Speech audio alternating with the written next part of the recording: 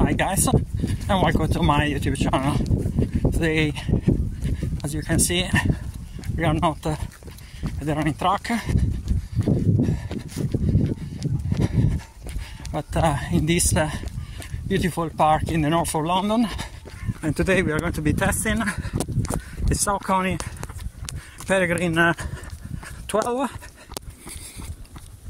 doing a bit of running on a mixed terrain, some gravel, some grass, and some concrete as well. Well, I normally review carbon plated shoes at the running track to understand how much difference there is in terms of time between brands and models. And I heard from a reviewer that if you live in London you don't need a pair of trail shoes, but trust me, this is completely untrue for a few reasons. One is that the weather in London is not always very good, so you need a pair of shielded shoes. Two, if you run on different terrains, you're going to strengthen your joints and your muscles. Three, it's important sometimes to change scenario, training in different places to avoid as much as possible the boredom of doing the same workout in the same place all over again.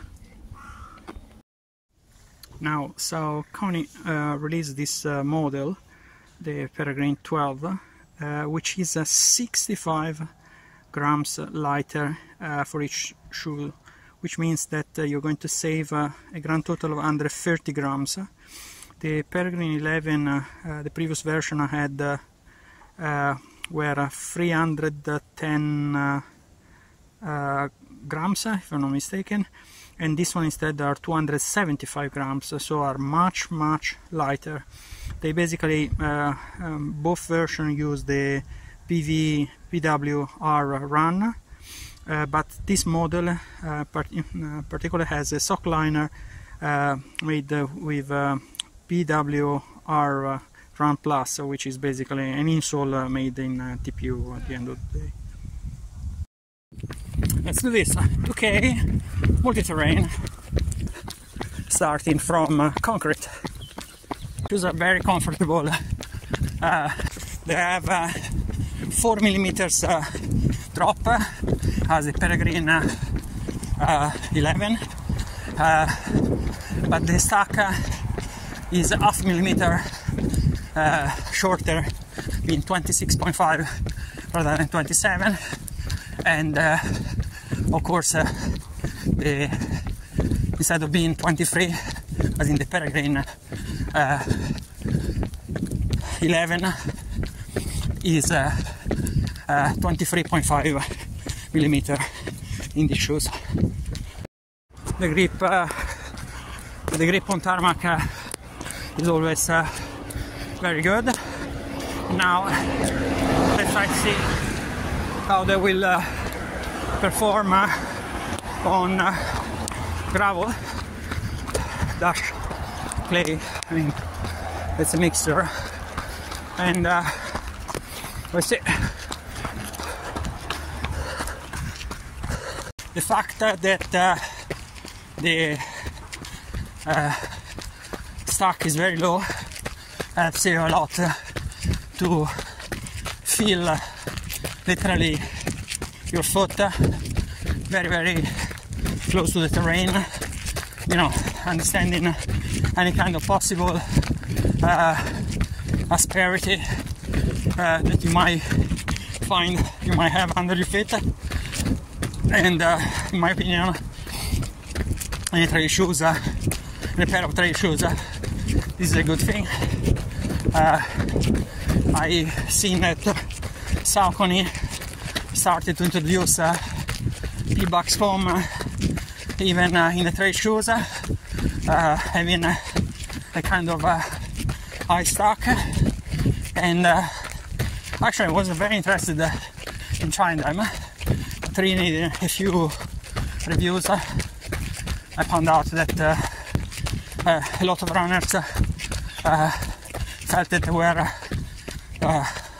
very, very close to twist or to roll their ankle during the trail run, and this is not a good feature in a pair of trail shoes. The grip is very, very good even on gravel. Running on grass now.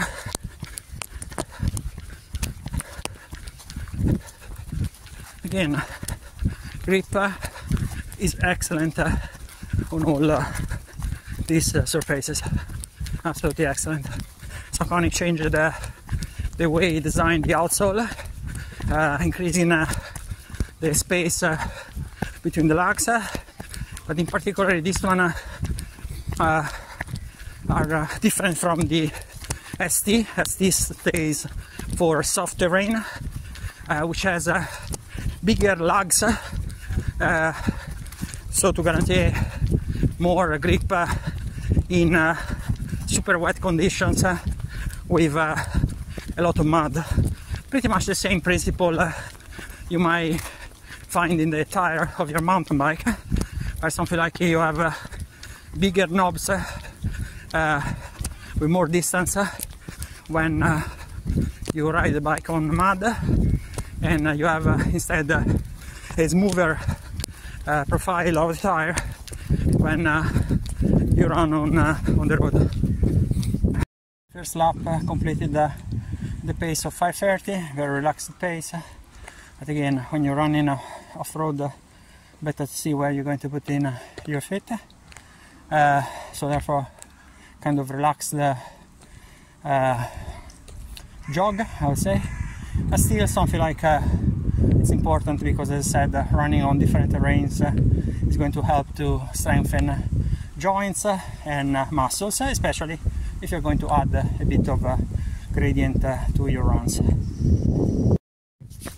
And now, for the sake of the comparison, I'm going to try to do the same loop with the Peregrine 11 instead.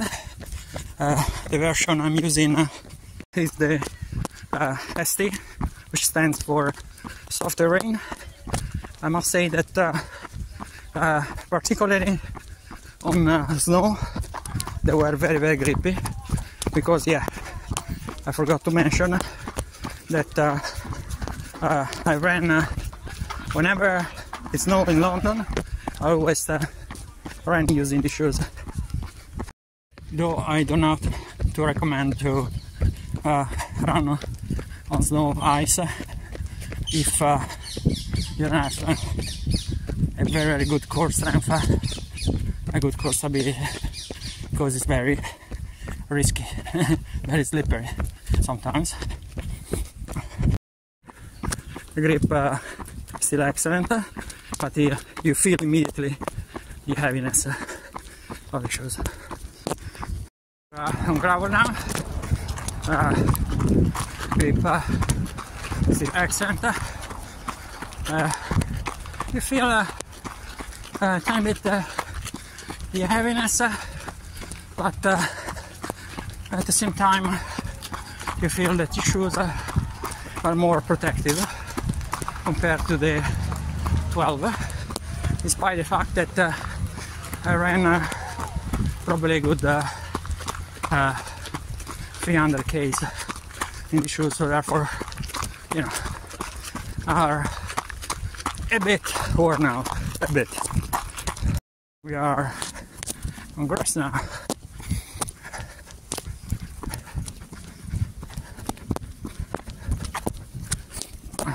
Grip is still very good.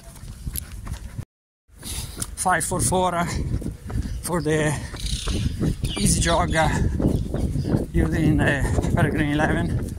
There is of course a bit of difference, something like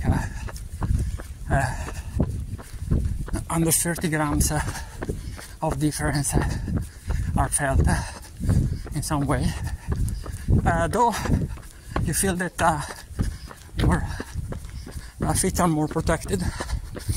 And again, I know, as silly as it sounds, just about half a millimeter protection because I said the stock is 27 instead of being 26.5. But if you're going to put the shoes together, you're going to see that the 11 are much higher than half millimeter. But anyway, if you like to purchase a pair of trail shoes whenever the weather conditions are bad, whenever it's raining a lot or snowing, or simply you decide to go off-road, you can purchase them for £65 on Star Fitness website. And if you subscribe to their own newsletter, you're going to have a further 10% discount, which means that you're going to pay for a pair of trail shoes £59. A pair of trail shoes that is always a good idea keep there. So eventually, if you're going to get soaked, you can leave them, the shoes dry, and you can go the next day with another pair of shoes.